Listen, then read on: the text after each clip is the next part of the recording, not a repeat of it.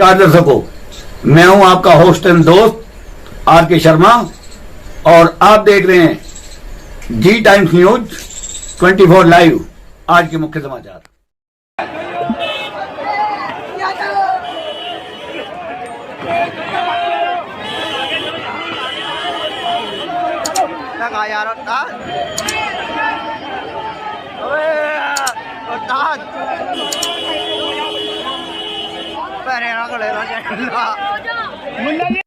एक रथ पर सवार हैं और उनके साथ सारे नेतागण हैं, बड़े बड़े नेता जो है समाजवादी पार्टी के। अखिलेश यादव के साथ है, आप देख सकते हैं उनके बराबर में जावेद आबदी हैं और अतुल प्रधान और उनकी पत्नी हैं, जो यहाँ पर वोट मांग रहे हैं। लाखों की तादाद में जो भीड़ है और पीछे सिक्योरिटी है, आगे भी सिक्योरिटी है।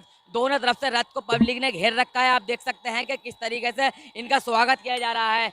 फूलों से और मालाओं से अखिलेश यादव को यहाँ पर स्वागत किया गया है। लाखों की तादाद में अखिलेश यादव जिंदाबाद के नारे लगा रही है पब्लिक। और अखिलेश यादव आज मेरठ जो आए हैं, उनका आना का मकसद केवल यही है कि उनका प्रत्याशी जीत जाए। क्योंकि समाजवादी पार्टी के नेताओं में कुछ अंदरूनी मतभेद चल रहे थे, आपस में नाराजगी चल रही थी और कयास ये लगाया जा रहा है कि वो उन नेताओं के घर पे भी मनाने जाएंगे। मैं आपको बता दूं कि जो इनके नेता समाजवादी पार्टी के नेता हैं वो कल ही आ गए थे। जो चुनाव प्रभारी जिनको बनाया गया है वो कल आ गए थे और उन्होंने कल समाजवादी पार्टी के जो नाराज नेता हैं रफीक अंसारी के घर पर जाकर उनको मनाने की कोशिश की थी। लेकिन सबसे बड़ी बात यह है कि रथ पर ना तो समाजवादी पार्टी के जो शहर विधायक हैं रफीक अंसारी वो नज़र नहीं आए और पूर्व कैबिनेट मिनिस्टर शाहिद मंजूर भी नज़र नहीं आए। इस रैली का जो निकल रही है ये मेरठ के लिसाड़ी गांव से निकलकर जा रही है और सीधे श्यामनगर कांच का पुल होते हुए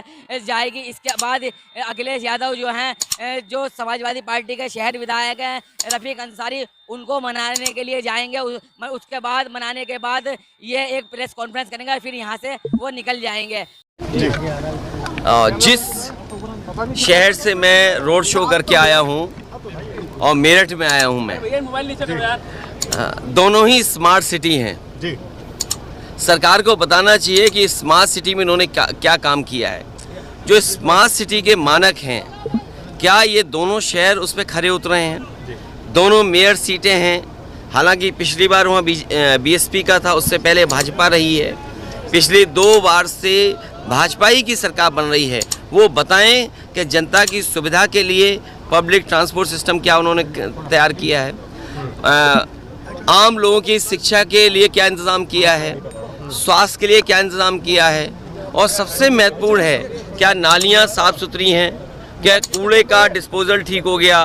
लग तो ऐसा रहा है कि जब से बीजेपी आई है सब नाले नदियों को लेकर के सीधा गंगा में गंदगी डाल रहे हैं। कितने जीतेंगे? पहले तो स्मार्ट सिटी पे बात कर लो, क्योंकि स्मार्ट सिटी पे अगर बात नहीं करोगे तो बीजेपी का भ्रष्टाचार कैसे पता लगेगा। बीजेपी ने कहा कि मेरठ स्मार्ट सिटी होगा, अलीगढ़ स्मार्ट सिटी होगा। वो बताएं कि क्या स्मार्ट सिटी में उन्होंने काम किया है, क्या कूड़ा, क्या गंदगी, क्या शिक्षा, क्या स्वास्थ्य, क्या सड़कें या सुविधाएं दी कि नहीं दी। और जो लगातार महंगाई बढ़ रही है, चरम सीमा पर महंगाई है, चरम सीमा पर बेरोजगारी है, उसका जवाब क्या है? अपना झूठ सच हो जाए उसके लिए अमेरिका की एक कंपनी हायर कर ली, डेलॉयट, 200 करोड़ रुपये उससे दे रहे हैं। मीडिया के लोग सच ना दिखाएं उनके लिए भी बड़ा पैकेज। तो बड़ा मुश्किल है, लेकिन जनता जिस तरीके से नाराज़गी दिखा रही है, बीजेपी के डबल इंजन और ट्रिपल इंजन को इस बार उखाड़ फेंकेगी। और लग तो ये रहा है कि डबल इंजन जो बोल रहे हैं, इंजन आपस में टकरा रहे हैं एक दूसरे से। योगी जी कह रहे हैं तमंचावादी पार्टी है। भाई योगी जी का तो हम इतना ही मानते हैं, वो बुद्धिमान बहुत हैं। अभी अलीगढ़ में तालीम की बात करके आए थे और तालीम आपने एएनआई पे सुनी होगी, एएनआई में बताया होगा आपको। और फिर परिवारवाद की बात है, अरे योगी जी का आप नहीं बोलोगे, वो खुद परिवारवाद की वजह से उस मठ में उस स्थान पर हैं। मुख्यमंत्री जी बीजेपी के लोग ये ना भूल जाएं, वो जिस स्थान पर बैठे हैं अगर उनके परिवार के लोग ना बैठे होते तो शायद मुख्यमंत्री जी उस परिवार की वजह से ना बैठ पाते। और फिर जैसे मेरठ जैसा शहर है, सरकार बताए कि कितना टन प्रतिदिन कूड़ा निकलता होगा, इस कूड़े का डिस्पोजल क्या है, जो पब्लिक ट्रांसपोर्ट उसका सिस्टम क्या धूल धक्कड़ उड़ रहा है, नालियां भरी पड़ी हैं, गंदगी भरी पड़ी है। बीजेपी बताया उन्होंने स्मार्ट सिटी के लिए क्या किया है। भैया सोनिया गांधी कह रही हैं डकैती डालकर आए हैं सत्ता में। नहीं, क्योंकि बीजेपी वाले इतना भ्रष्टाचार कर रहे हैं जिसकी कल्पना नहीं है। कभी अखबारों में किसी के भ्रष्टाचार का ऐड नहीं देखा होगा, लेकिन बीजेपी ने जिस तरीके से ट्रांसफर, पोस्टिंग और 40% का कमीशन, कर्नाटक में ऐड निकला इनका अखबार में, सोचिए आप। और यूपी में जो बजट 30% सड़क का खर्च कर पाए हों, मेडिकल की सुविधाएं न दे पाए हों। आप मेडिकल कॉलेज में चले जाएं, असिस्टेंट प्रोफेसर कितने हैं, एडिशनल ऑफिसर कितने हैं, और जो टेक्निकल स्टाफ है वो कितना है।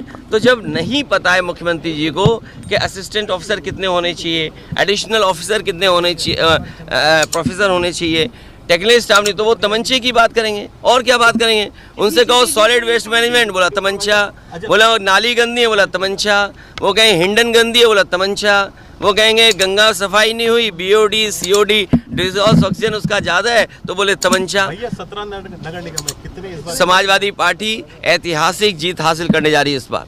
मेरठ में अभी तक सपा का मेयर नहीं बना है, अब की बार क्या रणनीति है? मुझे लगता है कि इस बार मेरठ की जनता समाजवादियों को आशीर्वाद देने जा रही है। महिला जंतर पे देखिए, उन्हें न्याय मिले, और ये बीजेपी की जिम्मेदारी है उन्हें न्याय दिलाने की। आपकी पार्टी गिरफ्तार नहीं कर रही। अरे मैं दूसरी बात कह रहा हूँ, मैं ये कह रहा हूँ भारतीय जनता पार्टी की सरकार यूपी में है, दिल्ली में है, सुप्रीम कोर्ट के पास केस गया है। मुझे उम्मीद है कि सुप्रीम कोर्ट के निर्देश के आधार न्याय मिलेगा, और बीजेपी की दोनों सरकारें उन्हें न्याय मिलना चाहिए। मुख्यमंत्री बाराबंकी में कह रहे हैं कि सपा बसपा का कचरा साफ करने वाला चुनाव है। अरे कचरा फैलाने वाले लोग क्या कचरा हटाएंगे? इसलिए इस बार जनता इन्हीं को हटाने